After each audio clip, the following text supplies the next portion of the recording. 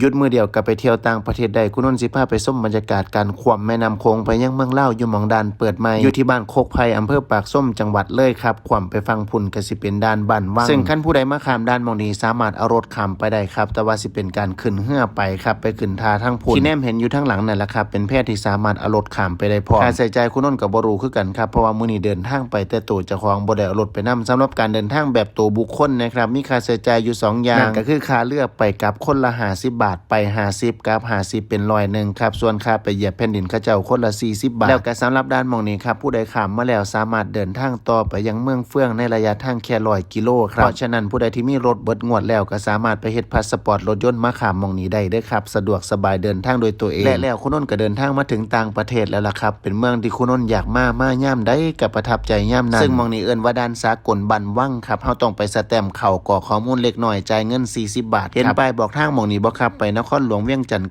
99 กิโลขั้นไปเมืองเฟื่อง90 กิโลเท่านั้นแล้วกับบริเวณอ้อมแอมมองนี้บ่ได้มีสถานที่ท่องเที่ยวครับคุณนนท์ข้ามมาเทื่อนี้แค่อยากมาชมบรรยากาศแล้วก็มาเซอร์เวย์สถานที่เอาง่ายๆก็คืออยากลองข้ามด่านมองนี้เบิ่งครับหาโอกาสหน้าฟ้าไม่ได้เอารถข้ามมาไปเที่ยวเมืองเฟื่องอีกจักเทื่อนึงส่วนอันนี้เป็นรถโดยสารประจำทางของมองนี้ครับอาจสิไปหมู่บ้านใกล้ๆเคียงมีบางสายก็เดินทางไกลประมาณ2 ชั่วโมงจังสิฮอดหมู่บ้านก็มีส่วนอันนี้คือพาหนะที่คุณนนท์ไปเซามาครับขอเซาเพิ่นเด้ครับที่จริงแล้วบ่ได้มีบริการเซารถยนต์รถจักรอยู่ได้มาในราคา150 บาทบอกเพิ่นว่าไปหมู่บ้านอ้อมแอมนี่แหละครับบ่เกิน1 ชั่วโมงเพิ่นก็เลยโอเคตกลงกันได้ขี่มาบ่ไกลก็เลยเห็นพี่น้องเพิ่นกำลังปลูกผักลงไปถามข้าว